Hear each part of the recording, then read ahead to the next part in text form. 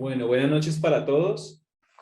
Bienvenidos una vez más a la tercera sesión de Conversatorios Arqué. Nos agrada nuevamente verlos a ustedes por acá con nosotros. Nuevamente los animamos y los invitamos a que dejemos la pena y podamos encender nuestras cámaras. Muchas gracias, Angélica, por encender tu cámara. Y cada uno pues de ustedes, muy bienvenidos. Hoy es nuestra tercera sesión. Entonces, como es costumbre, Daniel, muchas gracias por encender tu cámara. Aquí Juan Diego, gracias por acudir al llamado de la selva, por permitir que podamos ver sus rostros, de verdad, muchas gracias.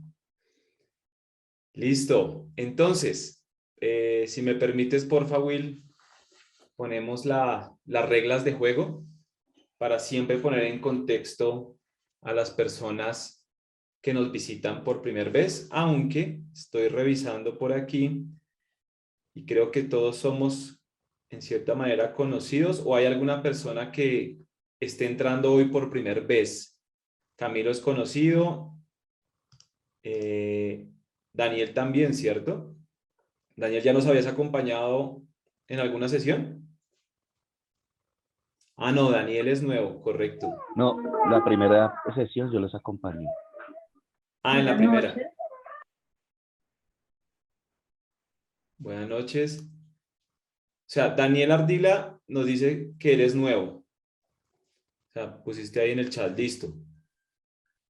Muy bien, Laura Camila también, bienvenida. ¿Qué muy tal? bienvenidos. Soy nueva, así es. Qué bueno, gracias por... ¿Cómo te enteraste, Laura y Daniel? ¿Cómo se enteraron de los conversatorios? No sé si Laura nos quieras contar.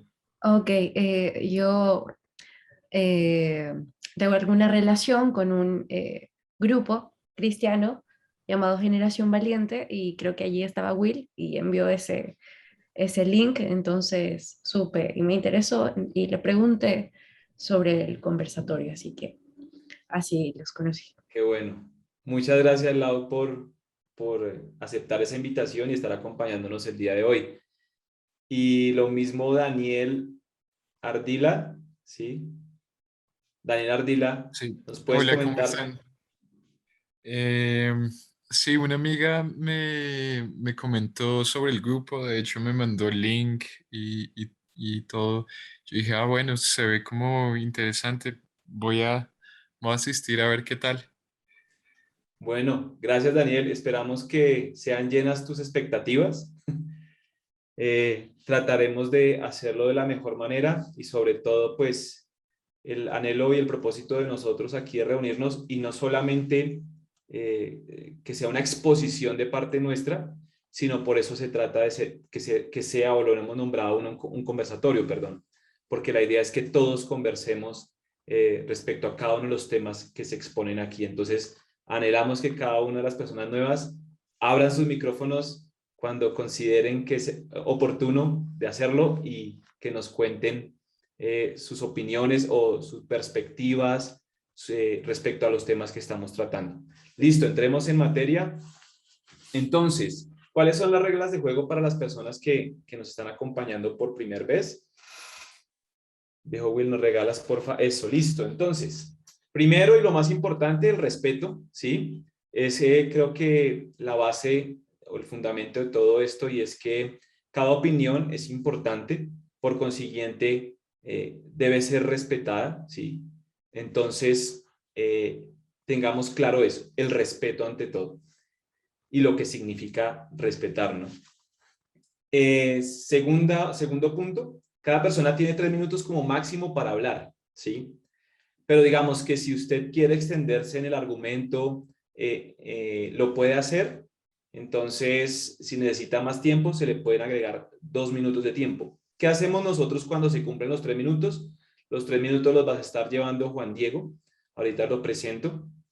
Entonces, si se queda sin sonido, entonces quiere decir que su tiempo, si lo silenciamos, es que su tiempo de 3 minutos pasó. Si necesitas seguir hablando, nos dices, como levantas la manito y te damos los otros 2 minutos. Pero la idea es que todos podamos participar.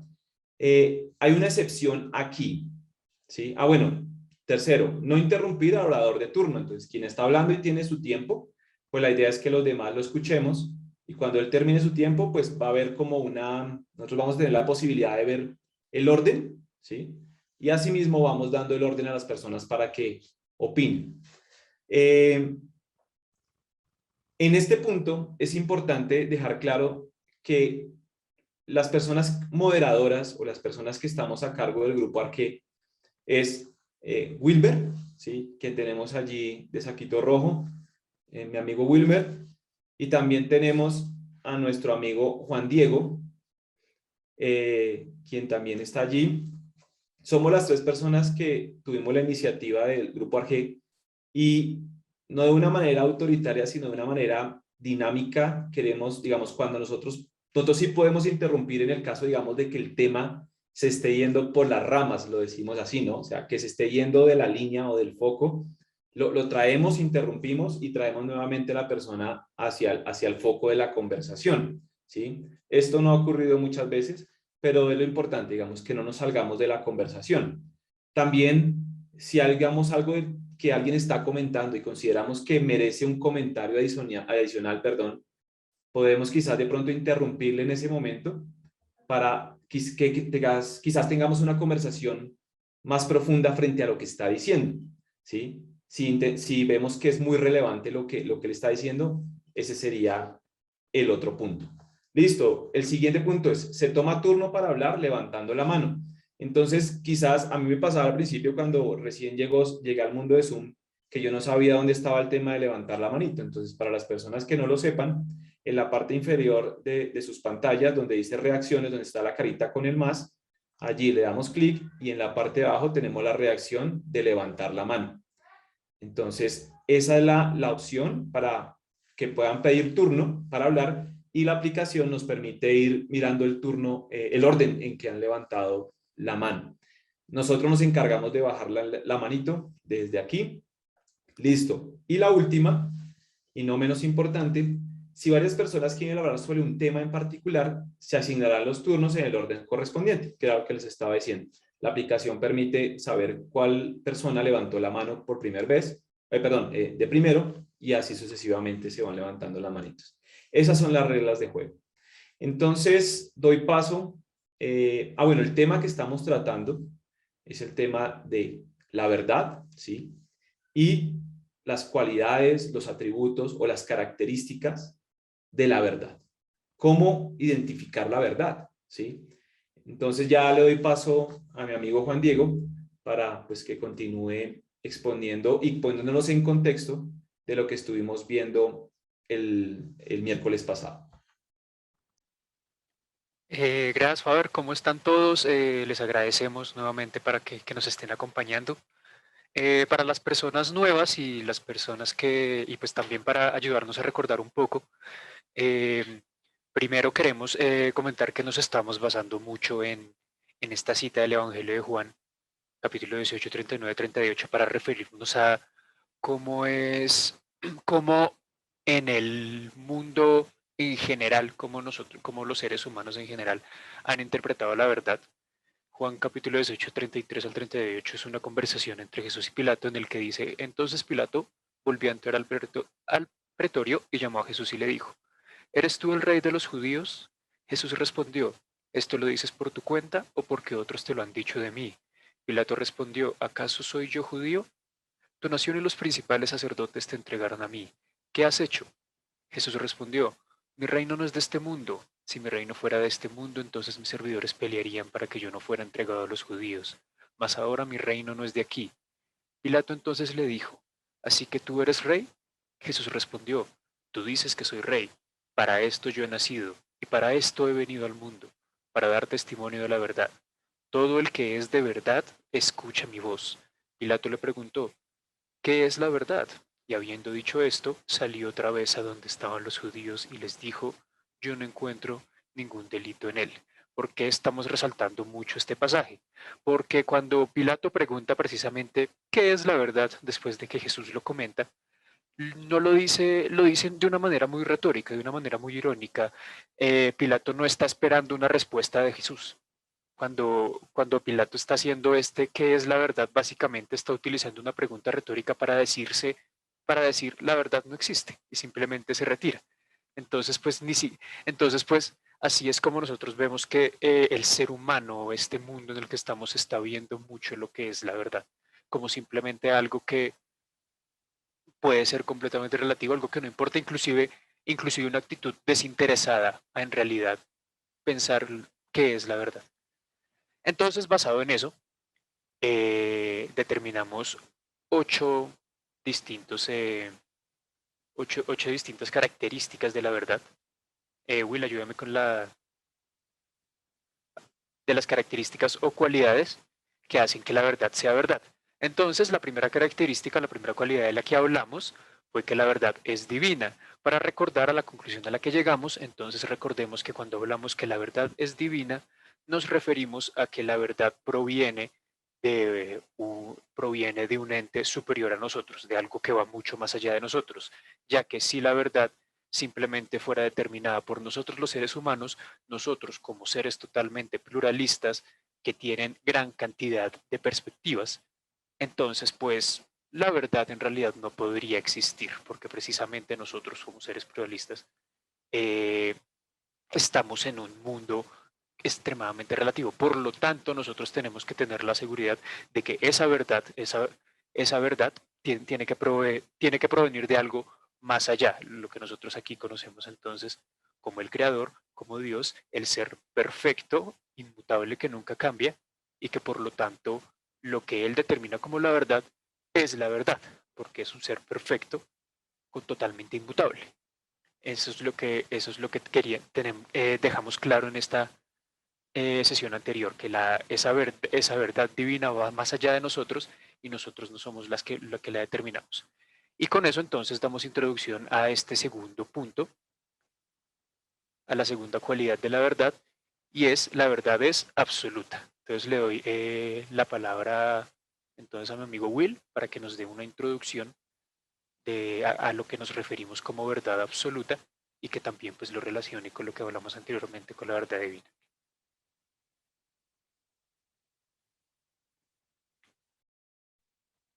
Will.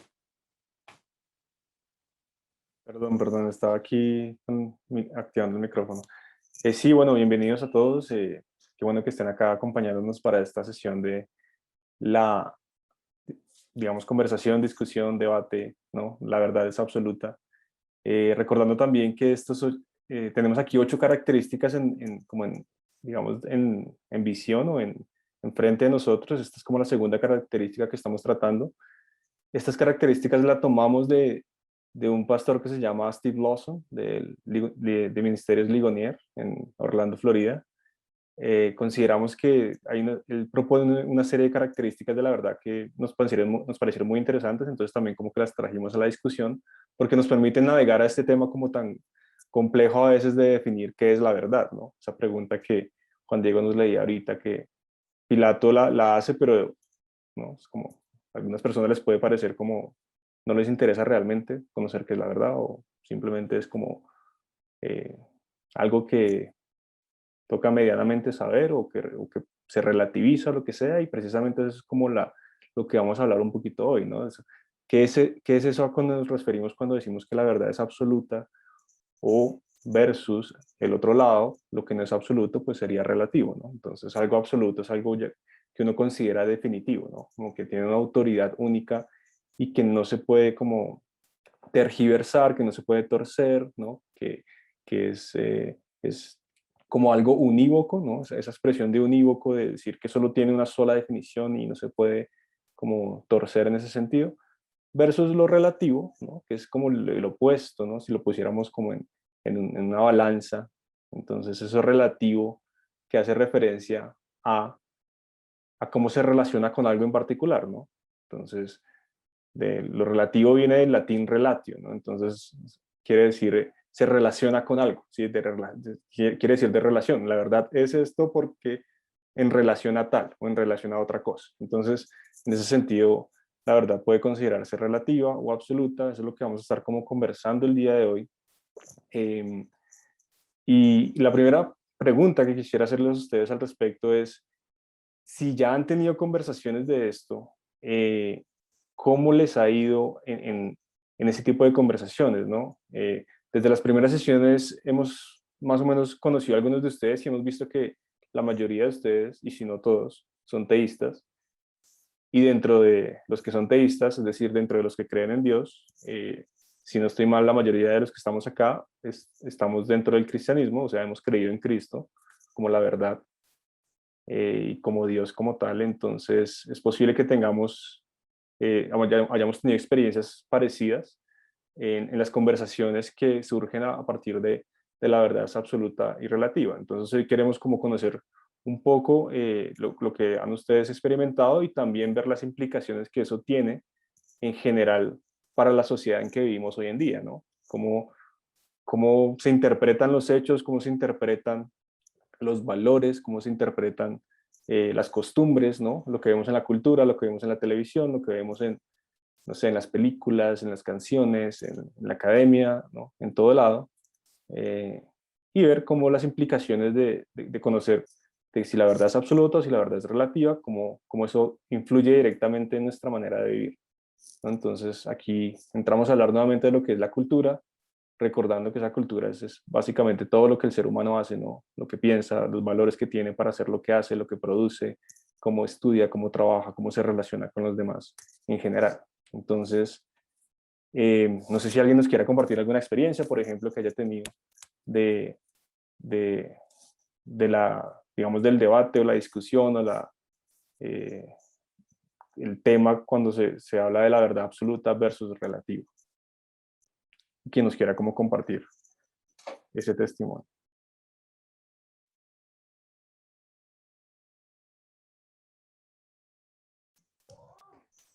Venzan el miedo, el pánico escénico.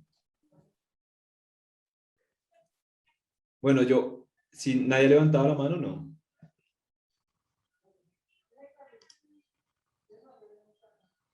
Bueno, yo voy a hablar porque nadie se ha animado a ver si los animamos. Will hablaba de algo, digamos, si yo quiero citar aquí, algo que tengo aquí en pantalla, y es de un teólogo apologista llamado John Gassner. Dice lo siguiente: Dios, la verdad y todo lo que hay en el universo es relativo a la mente conocedora. Hay una verdad expuesta y cada uno de nosotros interactúa en una relación individual con ella, ¿sí? Y ese es un punto clave. Evidentemente, al principio, me acuerdo que en la primera reunión tuvimos a una persona que habló y entró a hablar, digamos, de que la verdad es relativa o lo entendimos así. Y bueno, pues no ha vuelto, pero era importante, digamos, esa posición, entender esa posición, porque en cierta manera es verdad en ese sentido. Como somos personas que leen o que ven una película o leen el periódico, aunque eso ya parece que ya se está extinguiendo, pero digamos que estamos en constante contacto con la cultura, como lo decía Will, desde la música, pues evidentemente estamos expuestos a cosmovisiones, ¿sí? A ideas. Y el punto es ese, es cómo esas ideas son puntos de vista, ¿sí? Que llegan o convergen hacia la verdad, ¿sí? Y construyen una verdad. La pregunta es si esa verdad es la verdad, ¿sí? O es una mera interpretación propia de la verdad, ¿sí? Y estamos hablando en este momento de que la verdad es absoluta. Y es algo que se repite constantemente en las películas, en las series, ahora con el tema, el boom de Netflix, se repite, se mueve mucho, pero es una palabra tomada, ¿sí?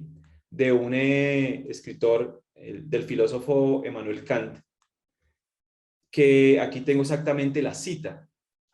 Dice: la verdad ha sido relativizada, dando paso a la frase todo es relativo.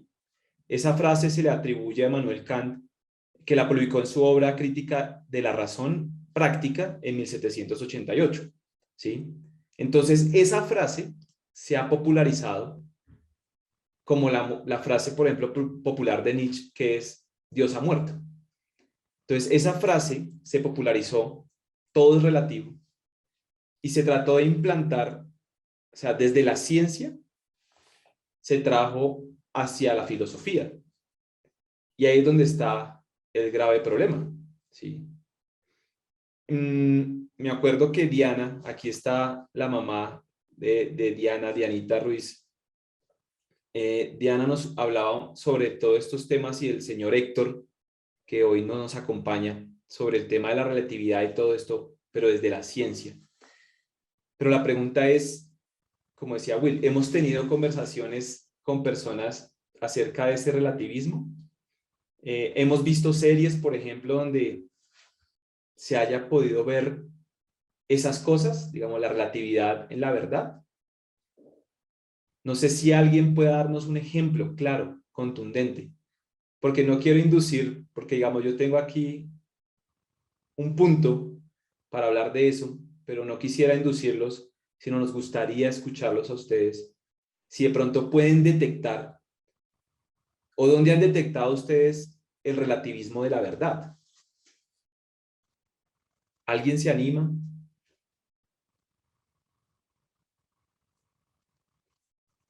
Pues están muy callados. ¿Qué pasó?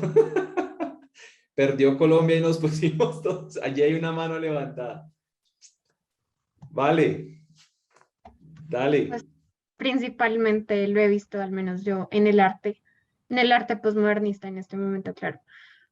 Estudié arte, sí. Y es muy diferente ver cómo ahora que tenemos todas las cosas prehechas, digamos antes, pongamos de ejemplo Leonardo da Vinci, ¿no? Tenían que crear ellos mismos las pinturas, las témperas con las que hacían los cuadros, todo, y por eso era increíble ir a ver la Capilla Sixtina con todo lo que hizo Miguel Ángel, es increíble. Pero hoy en día que tenemos todo ya listo y un niño de 2 años puede pintar lo que hizo Leonardo, al menos teniendo sus materiales en un segundo, eso se considera como arte. Y hoy en día se considera como arte por el postmodernismo unas gafas que están puestas en el piso. Entonces es analizar ese tipo de ideas. Listo, yo quisiera comentar algo relacionado con lo que dice Vale. Primero, fuerte. Creo que ese es uno de los temas más complicados cuando se habla de verdad sobre precisamente qué es en realidad algo como el arte. Pero pues, ¿cómo se puede entrar en discusión de, de cosas así? Yo tuve un profesor que él decía si la obra tiene que tener una placa que explique lo que es, entonces no es arte. Porque pues el arte lo entendemos como precisamente algo que se explica algo que se explica por sí mismo. Cuando nosotros vemos una obra cuando nosotros vemos una obra de Da Vinci o una obra o una obra de ahora sí, una obra de Picasso, una obra de Van Gogh, eh, no necesitamos una plaquita, no necesitamos algo que nos diga algo que nos diga esto es arte, esto que está aquí es arte, sino que nosotros precisamente en la apreciación de la belleza que nosotros como seres humanos tenemos, entonces podemos determinar algo. Entonces, pues, el ejemplo que dice Vale es un ejemplo de lo que un movimiento posmodernista ha hecho. Y es que ellos han llevado la interpretación de esa verdad, lo que es arte, hasta más allá del rango de interpretación que se puede utilizar. Recuerden que lo que mencionamos la vez pasada, a pesar de que esa verdad es divina, esa verdad es absoluta, de todas maneras, nosotros que estamos viviendo como seres completamente pluralistas, como estaba mencionando ahorita Faber, personas que tenemos una gran cantidad de cosmovisiones y que hemos vivido cosas distintas, entonces, entonces pues siempre va a haber un rango de interpretación basado en lo que nosotros hemos visto. Entonces, el problema que estaba diciendo Vale está relacionado con precisamente que las personas rechazan ese rango de interpretación que hay en cuanto a la verdad y le dan prioridad a su perspectiva u opiniones personales para decir que entonces cualquier cosa que yo diga, en este caso cualquier cosa que yo diga que es arte, entonces es arte. Entonces pues está también el caso entonces, es muy chistoso el caso que estaba mencionando, Vale, de poner unas gafas, porque pues para los que no conocen ese caso, eso es un caso de que en un museo contemporáneo ni siquiera era una obra, simplemente una persona llegó y puso unas gafas en el piso y eso se llenó de gente tomándole fotos diciéndole que era diciendo que era una obra. Entonces, pues es bien curioso y ahí es cuando nosotros queremos también hablar y eso nos ayuda también para que ustedes participen, como que cuál ha sido ese momento en el que ustedes han visto que se ha excedido ese rango de interpretación. Y le doy la palabra aquí a Faber que nos quiera añadir alguna otra cosita. Listo. Después le damos la palabra a Wilmar. Yo quería tocar algo también de ese tema, de lo que puso ahorita Mavale en conversación. Y es, no sé si ustedes han visto un video, lo encuentran en YouTube, y si saben quién es Yoko Ono. Yoko Ono es la esposa o fue la esposa de John Lennon, ¿cierto? Es una persona con mucho dinero y ahora es artista, ¿sí? Artista. Entonces, hay un video en YouTube, los animo a que lo busquen, donde ella hace una intervención en el Museo de Nueva York, creo que es en el MoMA sí, en el Museo de Nueva York, y hace un performance gritando con un micrófono. Y lo tremendo del video es cómo la gente observa el performance, ¿sí? Ella gritando en un micrófono hasta casi quedar sin aliento, termina de gritar y se va.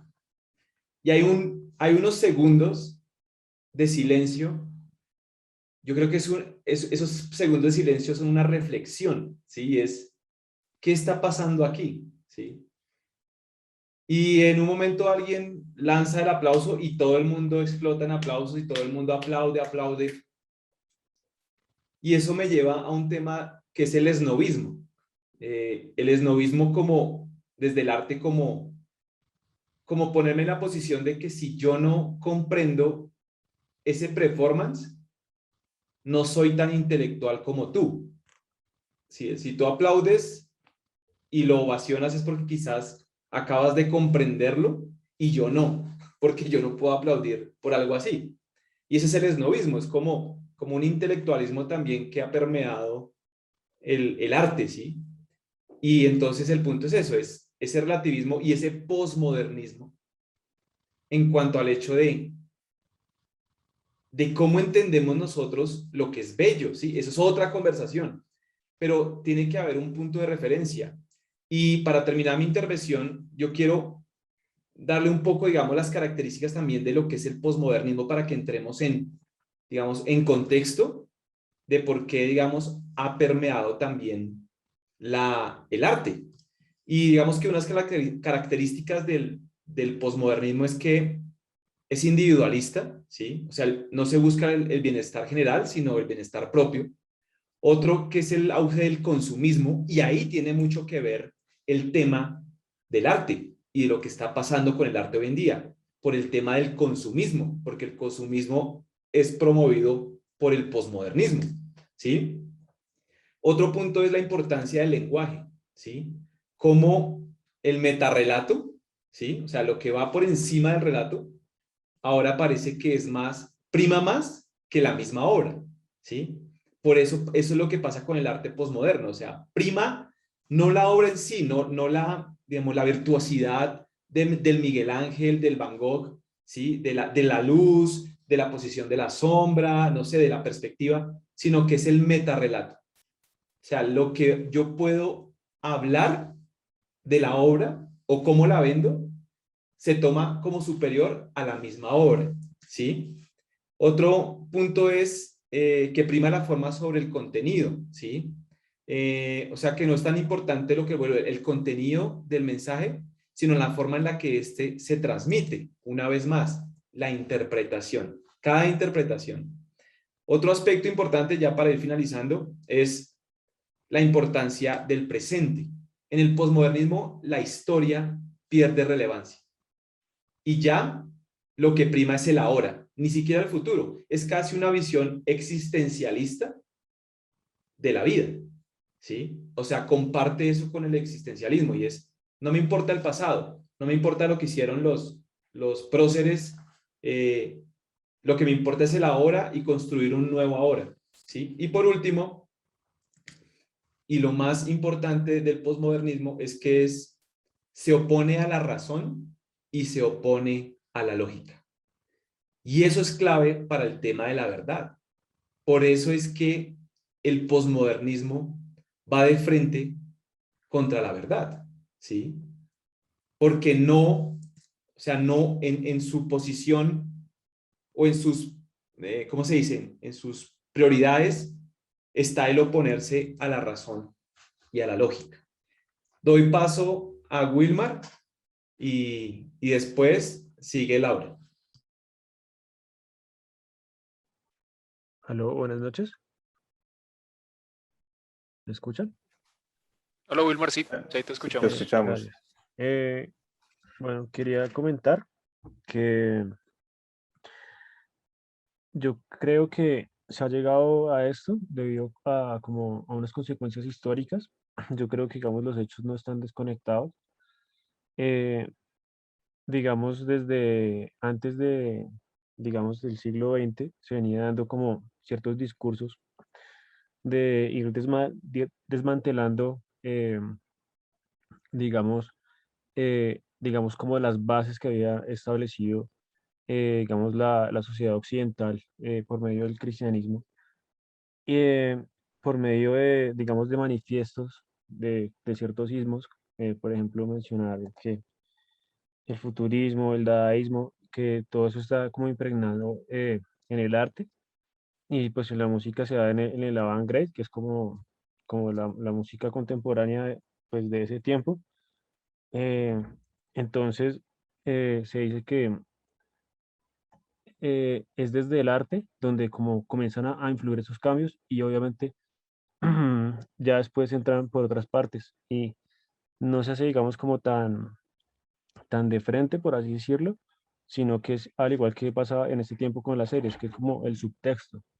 O sea, no le dicen a uno, digamos, de frente, digamos, todo lo que ellos le quieren, digamos, dar a pensar a la persona, sino que es algo más implícito, eh, como diciéndole como que depende del lente del observador, no sé qué, tan, y pues obviamente desarrollan un discurso que hace que sea pues bastante creíble porque pues de eso se trata también el medio audiovisual, ¿no? Em, pues digamos que esto que digo como que lo recojo desde mi experiencia como músico compositor, entonces pues eso era lo que quería como compartir. Una Bien. pequeña cosita con lo de Wilmar, y que me parece importantísimo resaltar es que precisamente Wilmar nos habla de un contexto histórico. Cuando hablamos de arte, por ejemplo, en el caso de lo que estamos ahorita, todo ese movimiento precisamente fue con un intento de acabar con esos, con esos puntos principales de lo que se imponían, eh, en el arte, en el caso de lo que estamos hablando acá. Entonces es como que importante resaltar ese contexto histórico y también reconocer que esos movimientos siguen existiendo ahorita. Entonces, pues no podemos meter absolutamente todo en la misma bolsa. O sea, decir, por ejemplo, absolutamente todo ese arte moderno en realidad no dice nada y no quiere decir nada, y o sea, hay que pues, sí, básicamente decir entonces el arte está muerto y solamente podemos dibujar realismo.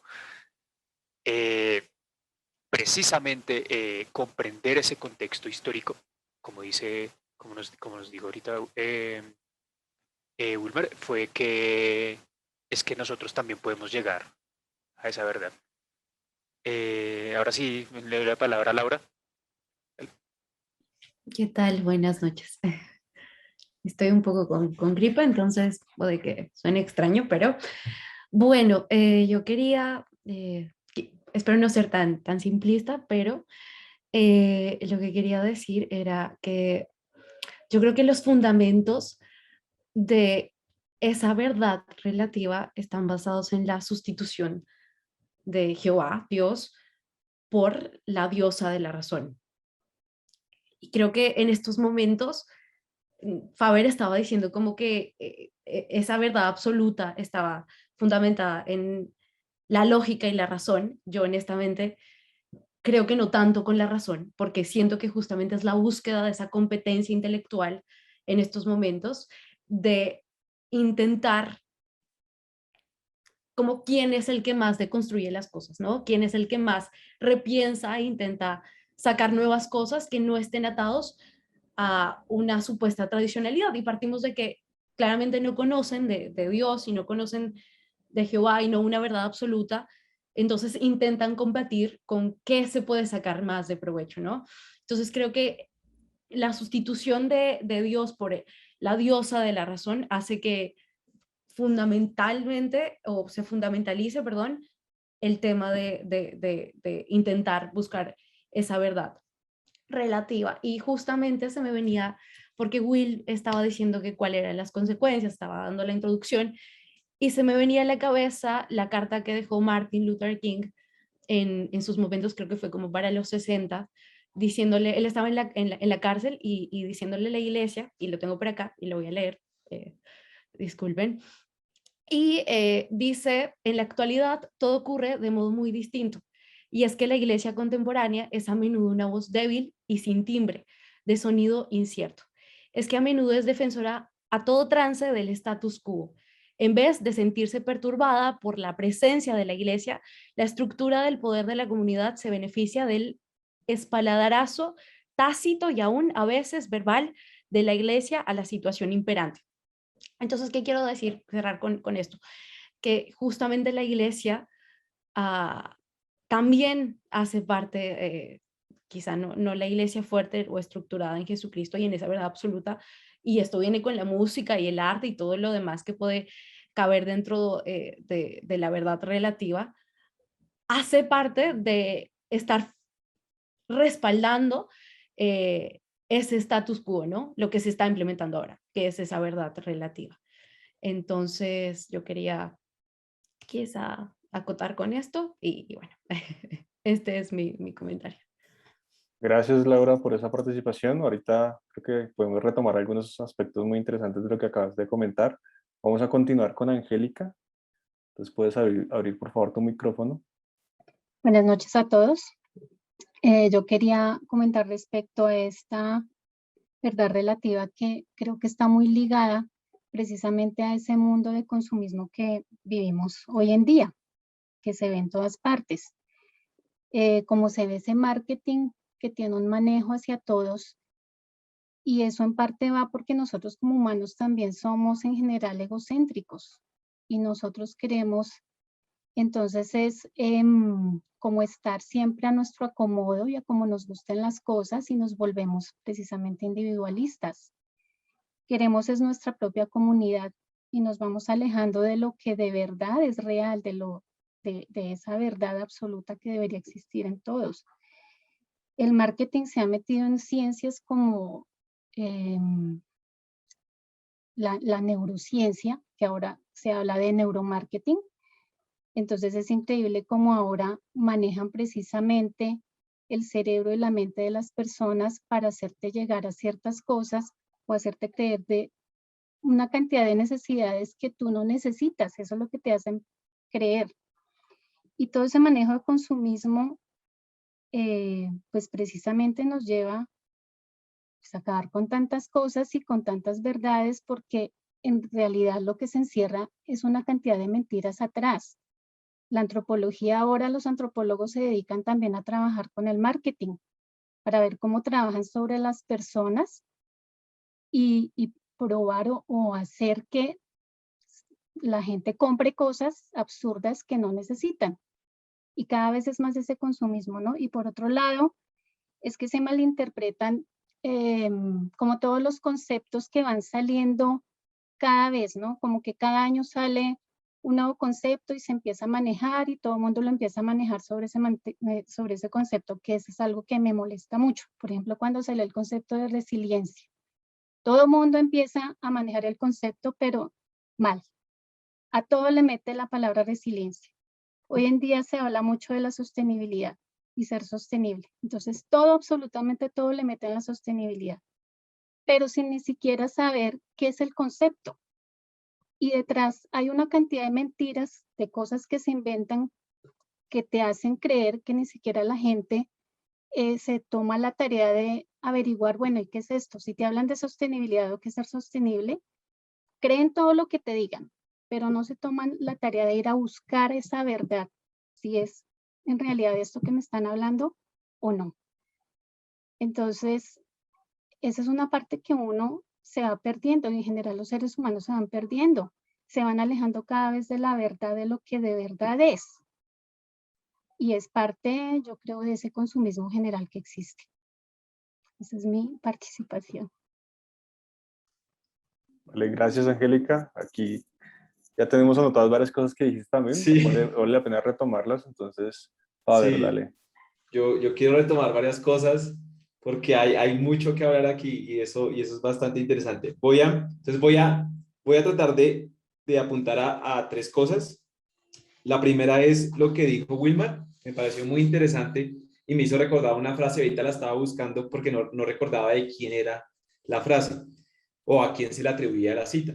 Entonces Wilmar dijo algo que es que, digamos, el arte es un medio muy influenciador, ¿cierto? O sea, la música tiene la capacidad de influenciar dramáticamente a nuestras generaciones más jóvenes, ¿sí? Todos aquí, digamos, pasamos por la adolescencia y la adolescencia no se vive sin música, ¿sí? Que día analizaba el punto de la juventud respecto a que, si ustedes se dan cuenta, retomando por ejemplo lo que decía Angélica, y es el marketing, la publicidad, por ejemplo, yo como diseñador gráfico, más o menos me acerco a esos temas, Juan Diego, que es publicista también, y entendemos un poco de esa terminología y de lo que se mueve dentro de este tema del mercadeo, ¿sí?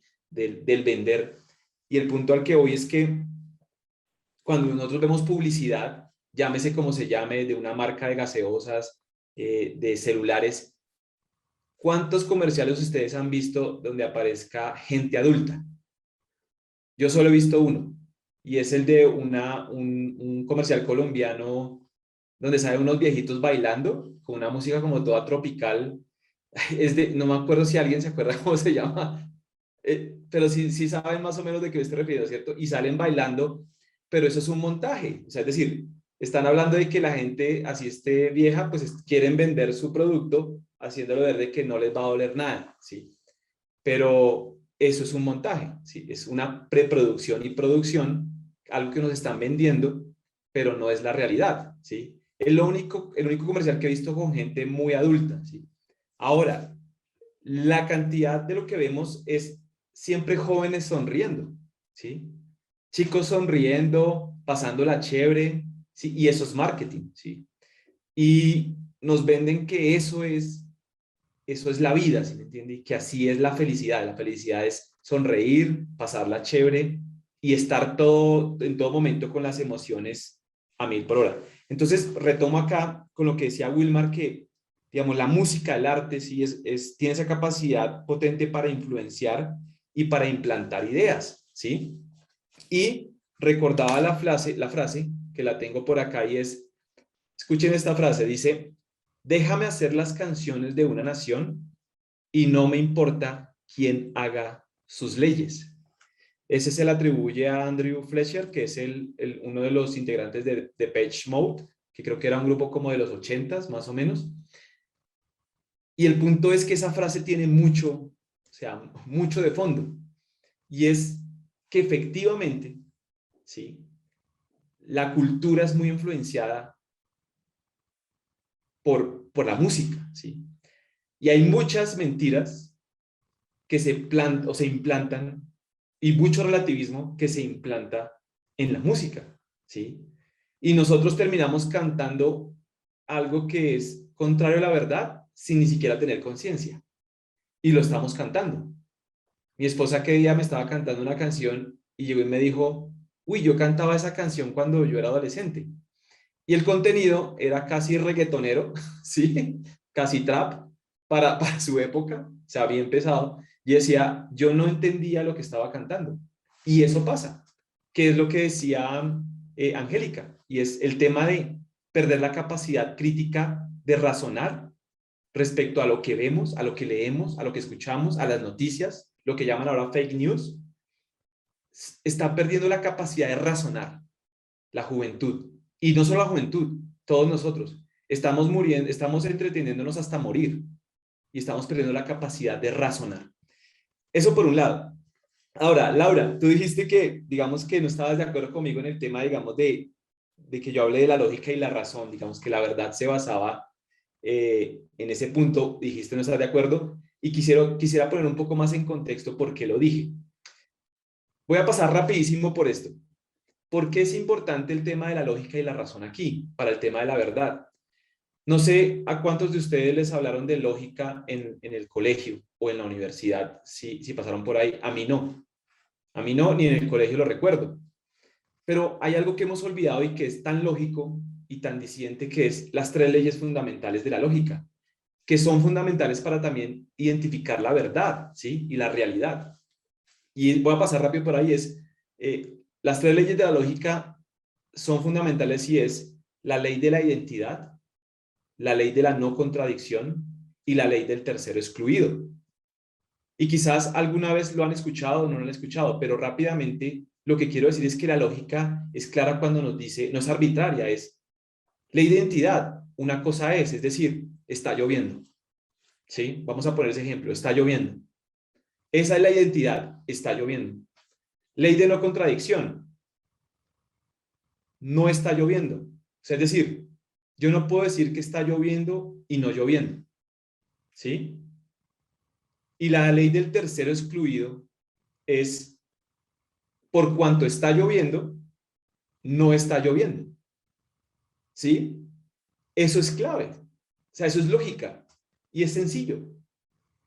Y con la verdad pasa lo mismo. ¿Sí? No puedo decir que en este momento ustedes me están mirando y decir que yo soy mono ojiazul. Y ahí entra el tema del posmodernismo también en ese punto, y es, no lo soy. Por más de que yo me sienta, y el tema de los sentimientos entra ahí, no lo soy. No soy mono de ojos azules. Así aquí hay una persona que quizás tenga un problema con, digamos, con el daltonismo. Ni por eso le va a dar azul con mono. Y ahí está el punto de las tres leyes de la lógica. Y eso ya no se habla, o poco se habla, y no tocamos esos temas. Entonces era quizás un poco el tema, digamos, Lau, de entender un poco por qué apelaba al tema de la razón y de la lógica. Esa era mi intervención. Bueno, gracias, Faber. Tenemos a Cristian para continuar con tu intervención. Entonces, por favor, activa tu micrófono y nos comentas. Ok, buenas tardes, hermanos. Espero que estén muy bien. Bueno, la intervención que hago es con respecto a lo de si la verdad, bueno, la verdad es relativa.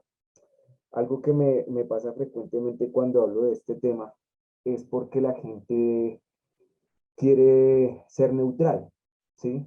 Hablando desde el punto de la neutralidad. Entonces, no nos arriesgamos a tomar posturas por miedo a, digamos, a ofender personas.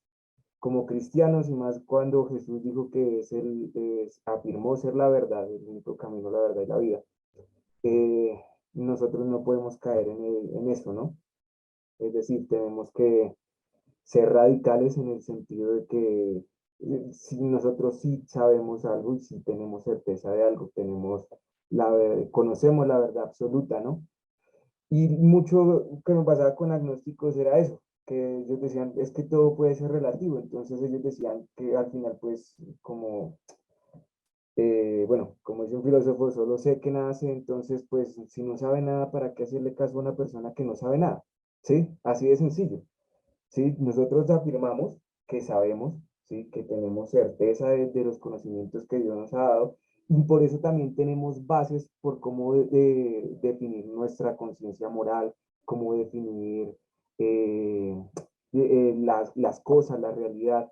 Y no hablamos de que, por ejemplo, estamos en una Matrix, sino podemos decir que con certeza de que Dios es nuestra base para afirmar las cosas, ¿sí? Si nosotros no tenemos como base a Dios, en realidad ahí sí sería todo relativo y todo podría ser cierto, pero sería todo viviendo en falacias, viviendo como, eh, sí, en absurdos, ¿no?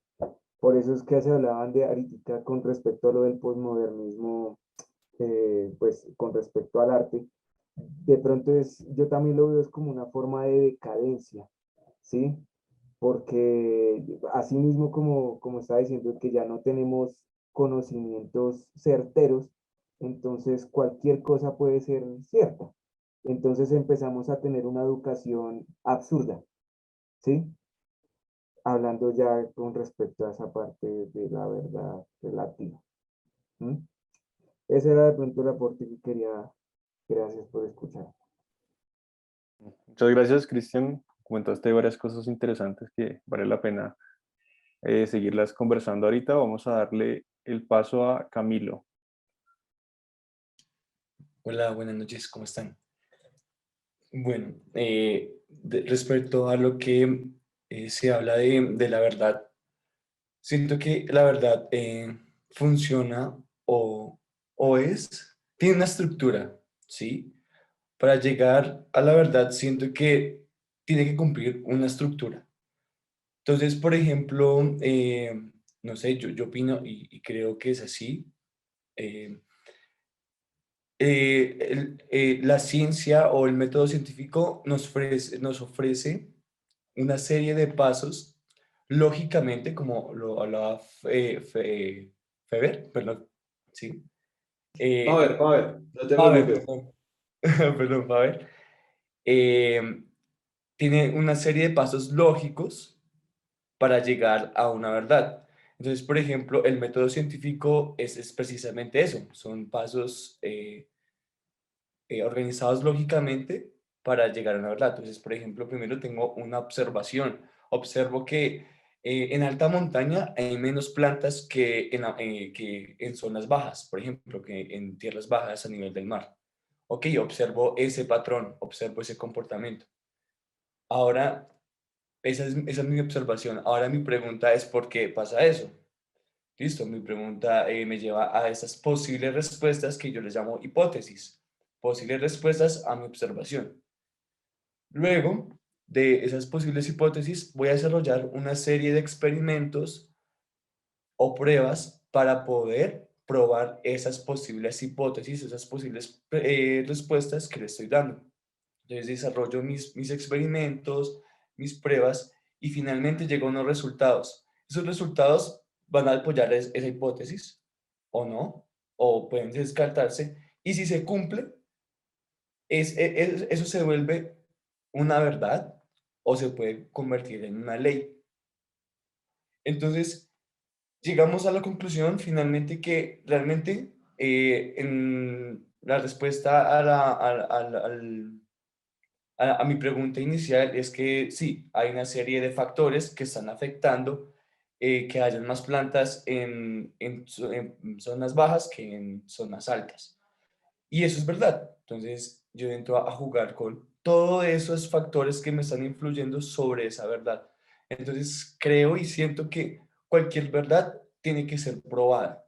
O sea, tiene que ser probada bajo un criterio de observaciones, experimentos y que realmente cumplan lo que yo estoy observando. Siento que para llegar a la verdad sí tendríamos que, o sea, esa es verdad relativa, porque por ejemplo yo puedo dar muchas preguntas, muchas respuestas a esta observación, pero finalmente ninguna de esas me está respondiendo realmente sin ningún sustento, digamos, metodológico o experimental para responder eso. No sé si me hizo entender y esa era mi intervención. Gracias. Vale, gracias Camilo. Estuvo ahí casi los 3 minutos perfectos, entonces vamos a darle el paso a la palabra a Juan Diego, rápidamente. Gracias. Resalto dos cosas que dijo Cristian y la otra que dijo Camilo me parecen muy importantes. Primero, cuando Cristian habla de la neutralidad, me parece que es muy importante hablar de esa característica del posmodernismo, la neutralidad, y va muy involucrada, de hecho, con lo que estaba mencionando Angélica, con lo del marketing, precisamente la razón por la que las marcas y todas las compañías hablan de un mundo tan relativista, hablan de que en realidad no existe esa verdad absoluta, es porque precisamente como estaba diciendo Cristian, entonces temen ofender a las personas. Entonces, pues si ofenden a alguien, entonces pues pierden clientes, entonces pues no es rentable. Y esa manera individualista del consumismo, porque pues cuando hablamos de una marca y la vemos de esa manera, pues no significa que entonces solamente las marcas son culpables de eso. No, pues eso va completamente extendido a todo lo que nosotros somos, incluyendo incluso nosotros mismos, cuando no somos capaces de tener una posición fija en las cosas con tal de no ofender o no incomodarse o que las personas no lo odien a uno. Ese punto neutral es algo muy específico en este mundo posmoderno. Y respecto a lo que decía Camilo, son dos cositas. Son dos, lo que dijo estuvo muy bien. Quisieras como aclarar un poquito las cosas. Estoy completamente de acuerdo con Camilo y creo que también Faber y Will. Toda verdad requiere evidencia, toda verdad requiere una evidencia, pero el método científico no es el único método que existe para comprobar una verdad. Entonces, ya tan solo Faber nos mostró otro método y que son las tres leyes de la lógica. O sea, ya de por sí la lógica no puede explicarse por el método científico porque el método científico depende de la lógica. Entonces, eso es lo que quería aclarar. Si no nos volvamos cientificistas referido a que entonces la ciencia es con lo único con lo que podemos llegar a la verdad y que la ciencia algún día entonces va a solucionar todas las incógnitas que tenemos, cuando en realidad precisamente solamente una pequeña parte de distintos métodos que nosotros utilizamos para la verdad. Entonces, pues, es para aclarar que sí, la verdad siempre requiere un método en el que se dé evidencia de que la verdad es la verdad, pero existen varios métodos y hay un peligro precisamente con mucha gente que ve ese método científico como el único que existe, cuando nosotros hablamos de filosofía, cuando nosotros hablamos de metafísica, inclusive cuando algo que va más allá de las leyes naturales, pues entonces ahí nos tenemos que ir a otros lados. De nuevo, el ejemplo que dijo Faber, la lógica. Entonces es para dejar eso claro. No sé si Faber ahí quiere complementar alguna cosita. Gracias Juan Diego. Dale Faber, que Listo. nos comentas. Bien. Vuelvo entonces a lo que dijo Cristian y que es tremendo cuando dice que la neutralidad, ¿sí? Esa visión neutral, la definición o la palabra que yo utilizaría es cómoda. La neutralidad es cómoda, ¿cierto? Ser neutros es como se aplica, por ejemplo, en la Segunda Guerra Mundial o cuando ocurrió la Segunda Guerra Mundial, que habían países que habían tomado parte con los nazis, países que habían tomado parte con los aliados y países neutrales, como Suiza. Entonces la pregunta es, o somos o no somos, ¿cierto? Entonces, vengan compadres, pásense por aquí, aquí pueden comer, vengan los nazis y vengan los otros y aquí todo bien. Pero es que nadie en la vida es neutral, ¿sí? Públicamente, para no ofender, este mundo posmoderno se mueve hacia la comodidad de la neutralidad. pero seguramente nosotros en las conversaciones de la mesa en la casa manifestamos que no somos neutrales. No existen las personas neutrales, todos tenemos cosmovisiones, absolutamente todos. Entonces, eso en cuanto al punto exacto de que la verdad es excluyente. Nuestro Señor Jesucristo mismo lo dijo y fue en el pasaje que acabamos de citar en Juan, cuando él termina, digamos, esa frase diciendo, el que está del lado de la verdad, escucha mi voz. Y ahí la palabra lado determina un dualismo, que es otra cosa que niega el posmodernismo, el dualismo. ¿En qué sentido el dualismo? En que efectivamente el que está al lado de la verdad no está del lado de la mentira. Hay dos lados. O estás en un lado o estás en otro, pero no puedes estar en el medio. Ese es un punto clave.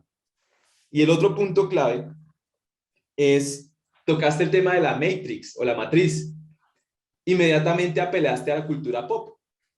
¿De dónde viene el término Matrix o matriz? Si no es de la película La Matrix, ¿cierto? No sé si ustedes son lo suficientemente jóvenes como yo, de que vimos la primera y la secuela y nos fascinó. Pero una vez lo dije acá y vuelvo y lo reitero, las personas que escriben libros, las personas que hacen películas y que escriben los guiones, son personas con cosmovisiones. Es decir, todo está permeado según la cosmovisión que cada uno de nosotros tiene. Y la Matrix es filosofía hinduista, ¿sí? Y gnosticismo mezclado. Entonces, ya nos han vendido el tema de la pastillita, estás viviendo una falsa realidad, ¿sí? Eso está ligado un poco con el tema metafísico y el tema de las metanarrativas y el tema sobre todo, digamos, de si realmente vivimos una realidad o estamos en el nivel cuántico, en fin, otras cosas que no domino. Pero el punto es ese, es de qué lado estamos, o del lado de la verdad o del lado de la mentira. Y ya para terminar aquí con el tema que dijo Camilo, y lo que dijo Juan Diego, o sea, realmente todo se puede probar con el método científico y es algo, digamos, para que te pongo a ti, Camilo, para que lo reflexiones y que creo que Juan Diego también te lo dijo, es tu perspectiva, digamos, es sostenible en cuanto al tema de a todo le aplicamos el método científico. Por ejemplo, tú tienes una conversación con tu profesor y cuando él te está exponiendo algún tema, tú sales de la clase y dices, bueno, vamos a hacerle el método científico a lo que me acabaron de enseñar. Seguramente no lo hacemos, yo no lo hago, ¿sí? No le aplico el método científico a todas las cosas y realmente no cabe. ¿Cómo podemos comprobar que soñamos? Es decir, el sueño es intangible, ¿sí? Es intangible. No lo puedo, digamos, llevar a un laboratorio, pero sabemos que soñamos. Entonces, hay muchos aspectos que no pueden ser comprobados a través del método científico y tendríamos que analizar un poco más eso. Gracias. Gracias, Faber. Entonces damos paso a Juan Diego García para que nos compartas tus comentarios. Hola, buenas noches. Bueno, yo quería comentar que, claro, cuando hablamos de la verdad absoluta, hablamos de lo que es y se excluye lo que no es. Ahora, hay múltiples niveles donde podemos entrar a analizar la verdad, porque una cosa es un suceso que aconteció en nuestra vida el día de hoy o algo que estamos haciendo, por ejemplo, en este momento. Es verdad que estamos acá reunidos y no que estamos en otro lugar. Pero hay otras cuestiones que son un poco menos tangibles, ¿no? Por ejemplo, ¿de dónde venimos? Por ejemplo, ¿existe un Dios o no existe un Dios? Si existe un Dios, de todas las múltiples religiones existentes en el mundo, ¿cuál de esos dioses es el Dios verdadero? Y son preguntas que no se pueden, digamos, acceder a ellas de manera tan sencilla. Entonces, ¿qué ha hecho la humanidad a lo largo de la historia? Recurrir a grandes pensadores, a personas que han sido reconocidas como profetas, fundadores de religiones, Y entonces, pues tratan de encontrar la respuesta a esas preguntas que no son sencillas de responder. Y entonces, bueno, yo eso lo vincularía con lo que mencionaba Cami, y es cuál de esas versiones de esas figuras muy representativas que han expuesto y han fundado religiones y relatos de dónde venimos, quién es Dios, es la verdadera. Y para responder, acá digamos vinculo la pregunta inicial y es ¿qué experiencia ustedes han tenido cuando hablan acerca de la verdad absoluta y la verdad relativa? Es, finalmente solo hay una persona que dijo ser la verdad, no dijo la verdad está allá afuera o la verdad es esta, sino que dijo yo soy la verdad y ese es Jesucristo. Y luego, si Jesucristo es la persona que dijo ser, ¿cómo lo sabemos? ¿Cómo se prueba esto? Y la respuesta está en la resurrección. Y el libro de Corintios, en el capítulo 15, el primer libro de Corintios, nos dice que finalmente la fe se fundamenta en la resurrección de Cristo. Si la resurrección de Cristo no es verdadera, entonces nuestra fe es vana. Y eso yo lo quería poner sobre la mesa porque la fe en Dios y en Cristo no se fundamenta simplemente en un relato o en una hipótesis o en un mito, sino que se fundamenta en un hecho histórico y como hecho histórico pues requiere de pruebas, ¿no? Y Ya vas entonces, 3 minutos, Juan Diego. Entonces ve concluyendo, ¿vale? sí, yo quería proponer a propósito de eso, quizás se podría utilizar una campanita, una alarmita, pues como para uno no perder el hilo. Ah, bueno, sí, sí, nos toca buscar. Toca ver si existe algo así. Sí, dale, Sí, gracias no, por como en el... el celular uno puede como poner un Sí, sí, pitico sí. o levantar la mano o algo así.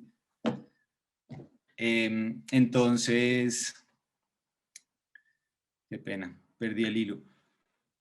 Entonces, el punto es que estaba hablando de la Decías que Jesús afirmó que él es la verdad. O y sea, él resucitó. Y esa resurrección pues requiere de pruebas. ¿Qué pruebas encontramos?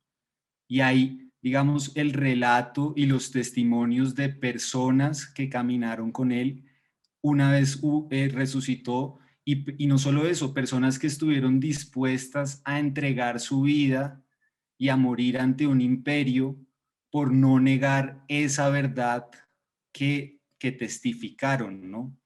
Y por eso, digamos, en cuanto a la verdad divina, a la verdad trascendental, a dónde venimos, quién es Dios, tenemos pruebas que muestran cuál es esa verdad y no es simplemente un mito más.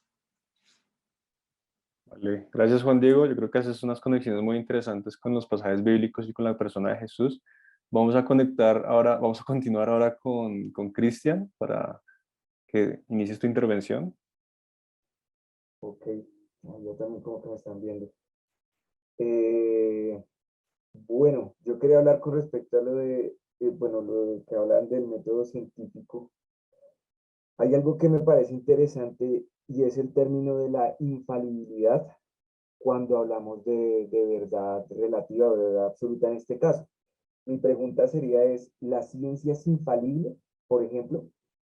Porque, bueno, como cristianos consideramos que las escrituras, la Biblia tiene un atributo de infalibilidad en el hecho mismo de que Dios mismo fue quien la transmitió a las personas, ¿sí? Entonces, cuando hablamos de que las escrituras contienen una verdad absoluta, tenemos que hablar de que la persona que la escribió es una persona perfecta. Por eso tenemos una base con respecto a la verdad, ¿sí? Entonces, ahí empezamos a hablar de si Dios fue quien hizo las escrituras y nos mandó todas estas pruebas que ya han hablado pues todos ustedes, eh, y tiene que ser verdad, ¿sí? O sea, por eso yo hablaba antes de que nuestra base siempre va a ser la infalibilidad. Quizás a veces suena como un poco circular el argumento porque es que Si nos salimos de ahí, empezamos a quizás a sonar, bueno, a tratar de tener métodos que también obviamente sirven para muchas cosas, el método legal para probar, por ejemplo, también la existencia de Cristo, todo lo que ha pasado, digamos, con lo de la resurrección y eso, pero hay algo que sí es importante y es que la palabra de Dios es infalible. Entonces podemos afirmar cualquier tipo de cosas que diga la Biblia con total certeza por lo mismo de que Dios es perfecto, ¿sí? Es más como, pues ese es el aporte que quería hacer. Dale, gracias Cristian por esa claridad que nos ofreces. Paver. Listo. Entonces, vuelvo, digamos, a lo que proponía Juan Diego, y es la verdad como hechos, ¿sí? Pero también aquella verdad que, digamos, y quiero, digamos, tomar, por ejemplo, al viejo Cami, si me permite decirle así, de cariño, y es el tema de, digamos, yo he escuchado cuando una persona, por ejemplo, está en un hospital, y he escuchado testimonios en el sentido de, no testimonios eclesiales, sino es testimonio como tal de una persona que dice, y fui y fueron a buscar el cáncer y ya no estaba, ¿sí? ¿Cómo? ¿Dónde? Es decir, ¿cómo aplico yo el método científico a eso? ¿Sí? Es algo que sobrepasa, digamos, los límites del método científico, ¿sí? Y el punto es porque, digamos, si a todo se aplicara el método científico, entonces, evidentemente, los milagros para las personas no existirían, ¿sí? No existirían los milagros, porque, es decir, el milagro como que traspasa la misma ciencia y aún a veces las mismas leyes. Y eso pareciera que ya estuviera en el nivel de las hadas o de Papá Noel, ¿sí? Como que ya se pudiera trasladar a ese punto fantástico. Pero yo los he escuchado, ¿sí? Y no porque yo los escuche, quiere decir que entonces son verdad porque yo lo digo, no, sino porque han sido comprobados en el sentido de que el médico dice, no tengo una explicación para decirle por qué el cáncer desapareció o por qué, ¿sí? Por qué sucedió eso, ¿sí? No hay una explicación, ¿cómo decirlo? O sea, aplicada al método científico.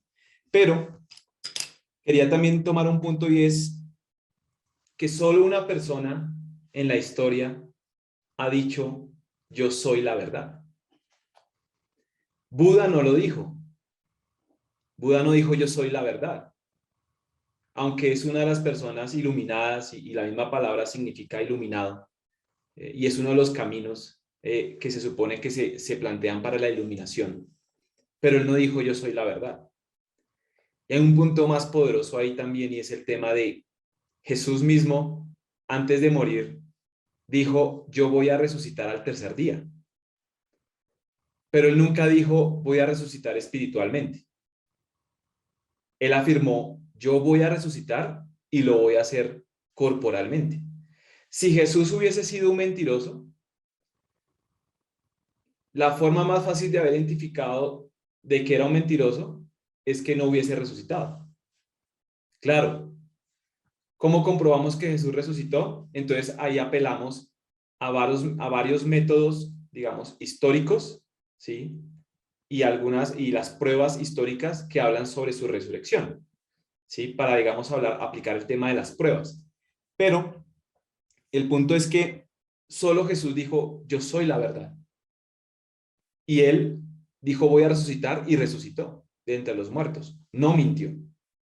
Él dijo, yo soy la verdad, y no mintió. Hubiese sido una total incoherencia en que le hubiese dicho, yo soy la verdad, y no hubiese resucitado. Entonces, todo se caería.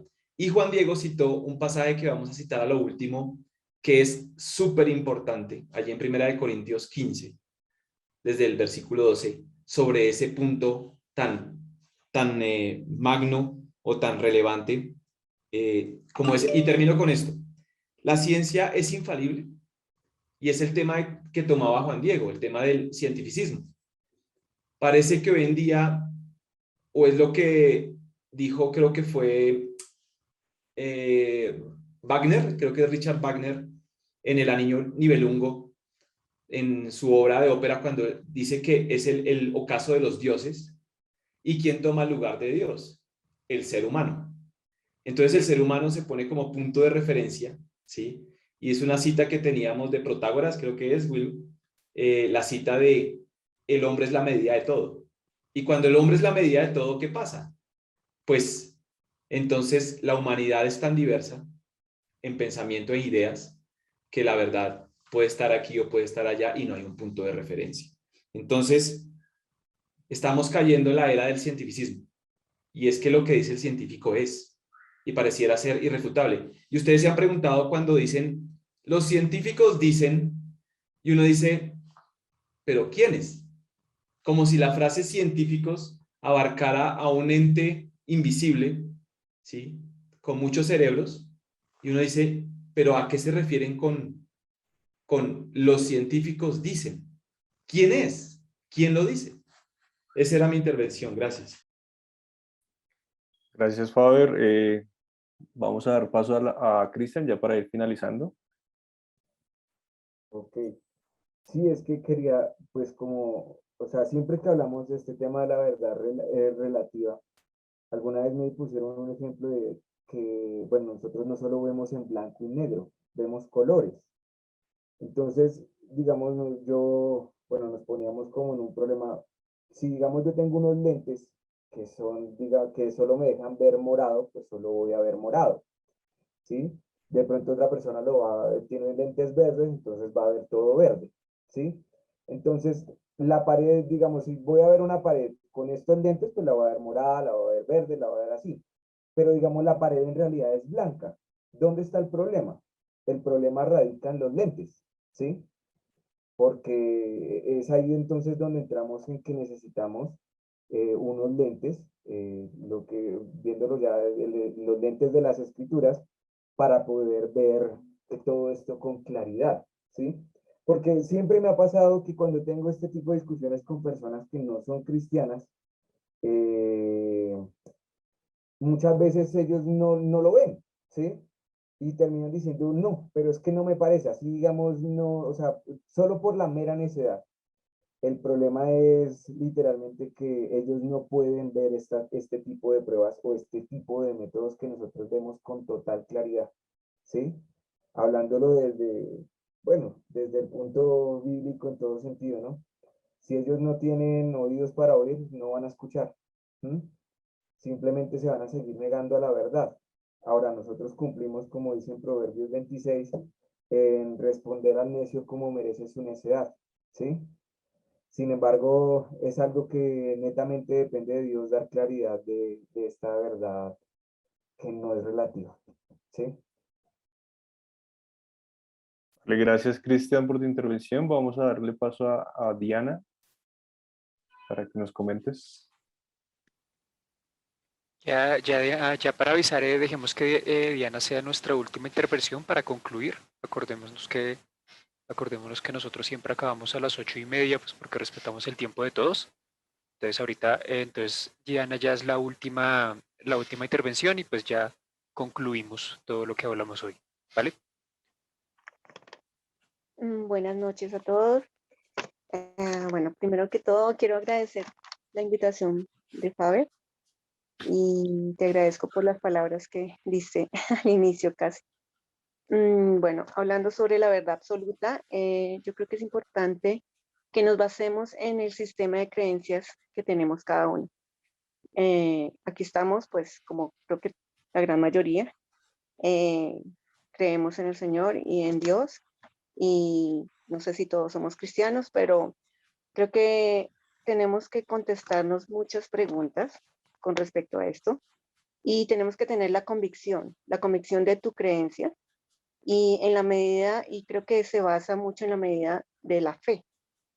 Entonces, todo depende de la cosmovisión que tú veas, que tú tengas, y si tú dices que eres seguidor de Cristo y que crees en Él, entonces debes fundamentarte muchísimo en la Biblia, porque es la verdad bíblica. Entonces, algo que tenemos que tener en cuenta es que a veces las creencias nuestras están grabadas mucho en la mente y a través del tiempo nos concientizamos y debemos ser conscientes de su existencia, de esa creencia grabada en nuestro interior. Y yo creo que el Señor es el que nos trae, ¿no? Es el que nos ata a Él, nos une a Él, nos lleva a Él. Y la ciencia aumenta, todo aumenta, la cultura, la diversidad, todo, pero tenemos que estar fundamentados en la palabra. Y bueno, es lo que nos desafía el mundo, y tenemos que estar preparados. Y creo que estos espacios son muy buenos para fomentar y como fundamentarnos en la verdad bíblica. Y bueno, esa es mi intervención. Muchísimas gracias. Gracias, Diana, por ese recordatorio tan importante de estar basados en la palabra. Vamos a continuar con Faber. Listo, entonces entro pues a concluir. Sí, viejo Will, ¿yo concluyo o su merced concluye? Concluye usted, voy a hacer una intervención cortica de pronto y concluye usted ahí con eso. Algunos puntos que hablaron me parecieron muy interesantes. Lo que hablaba Angélica sobre las redes, el neuromarketing, yo lo relacionaba con, no sé si ustedes han conocido lo que está pasando con la inteligencia artificial, el deep learning en las computadoras.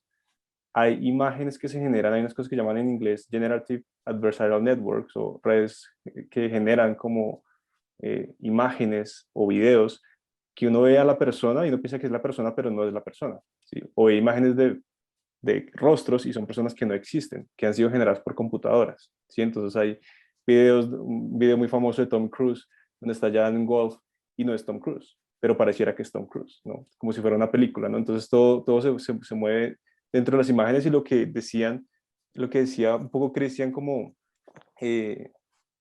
no Cristian, sino alguien, no recuerdo, pero cómo llegamos a conocer la verdad con esta cantidad de información que tenemos en las redes sociales, con esta cantidad de fake news, como decía Faber. La gente se empieza a preguntar, ¿y qué es la verdad? ¿Sí? Entonces, ¿dónde vamos a encontrar la verdad? Entonces, como decía por allá Angélica, no Angélica, sino Laura también, le pasa a la iglesia que la iglesia entonces queda como callada al respecto, porque no sabe qué hacer con toda esa cantidad de verdades, ¿no? Que salen, que no sabemos en dónde encontrar la verdad. Y en eso, por ejemplo, Nietzsche decía como la verdad es la mentira más eficiente, ¿no? Entonces, como la verdad que esté de turno, la que gane popularidad, la que gane como adeptos en una cantidad, digamos, de seguidores en un sistema particular. Entonces estamos en una especie de relatividad, nos encontramos en el vacío, pero entonces es bueno, como lo que ustedes han dicho respecto a, Cristian decía algo muy importante, decía que Dios ha hablado. Entonces ahí ya tenemos un fundamento, ¿sí? Lo que decía Juan Diego al respecto, que donde podemos encontrar esas respuestas, nuevamente la evidencia de la resurrección de Cristo, que nos habla de eso, ¿no? Y eso lo queríamos conectar finalmente también a que la verdad no tiene esa relatividad, porque si estamos hablando de esta segunda característica, la verdad que es absoluta, la relacionamos con la primera característica que vimos la vez pasada, que era que la verdad es divina. Si la verdad es divina, quiere decir que su origen no nace en el hombre, sino nace de Dios, de un ser que lo conoce absolutamente todo. El problema del hombre cuando intenta conocer la verdad partiendo de sí mismo es que no va a encontrar ninguna verdad, todo se relativiza porque no tiene un punto de referencia, porque no tiene conocimiento pleno de las cosas. Entonces obviamente queda en un vacío, queda gritando en un vacío como dice, y no encuentra ninguna respuesta.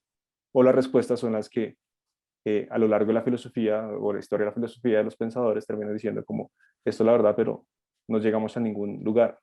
Por eso lo relacionamos con que la verdad es absoluta y que proviene de Dios como verdad divina. Esa era mi intervención. Faber, ya puedes concluir. Listo. Entonces, para concluir, quisiera, digamos, retomar un poquito de lo que que dijo Dianita, y es el tema de la fe. Dijiste fe, lo que creemos. La escritura misma dice, nos recuerda qué es la fe, y es la certeza de lo que se espera y la convicción de lo que no se ve, ¿cierto? Y la pregunta es, ¿a qué apela la fe? La fe no es fe en la fe. O sea, esa palabra fe no solamente es utilizada por nosotros, hasta por los coaching, los que hacen coaching, perdón, la utilizan, ¿sí? Y la persona que aún es atea utiliza esa palabra, fe, ¿sí? Pero la fe no es ciega. La fe está basada en las convicciones ¿de qué? Del que promete. La fe no se sostiene en la fe misma. La fe se sostiene en quien ha prometido. Y como Dios dijo que Él es verdadero, Él es veraz y no miente. Por eso es que nosotros tenemos convicción y la fe nuestra se sostiene en las promesas de Dios, porque Él no miente. Ese es el fundamento de nuestra fe, no la fe misma. Por eso hay que aclarar un poco ese punto. Ahora bien, para concluir, quiero que me acompañen si tienen su Biblia ahí y las personas que no la tengan, que puedan escuchar lo que les quiero leer en Primera de Corintios, que fue lo que citó Juan Diego. Primera de Corintios 15, del 12 al 19. Hoy nos vamos a pasar un poquitico más del tiempo, pero un poquitico, no voy a demorarme tanto. Entonces, quiero que me acompañen en ese texto, Primera de Corintios 15, y lo vamos a leer desde el 12 al 19. Y es, ahora bien, si se predica que Cristo ha resucitado de entre los muertos, ¿cómo dicen algunos entre ustedes que no hay resurrección de muertos? Y si no hay resurrección de muertos, entonces ni siquiera Cristo ha resucitado. Y si Cristo no ha resucitado, vana es entonces nuestra predicación, y vana también la fe de ustedes. Aún más, somos hallados testigos falsos de Dios, porque hemos testificado contra Dios que Él resucitó a Cristo, a quien no resucitó. Si en verdad los muertos no resucitan. Porque si los muertos no resucitan, entonces ni siquiera Cristo ha resucitado. Y si Cristo no ha resucitado, la fe de ustedes es falsa. Todavía están en sus pecados. Entonces también los que han dormido en Cristo están perdidos. Si hemos esperado en Cristo para esta vida solamente, somos de todos los hombres los más dignos de lástima. Para mí este pasaje es concluyente respecto a este tema de la verdad como absoluta.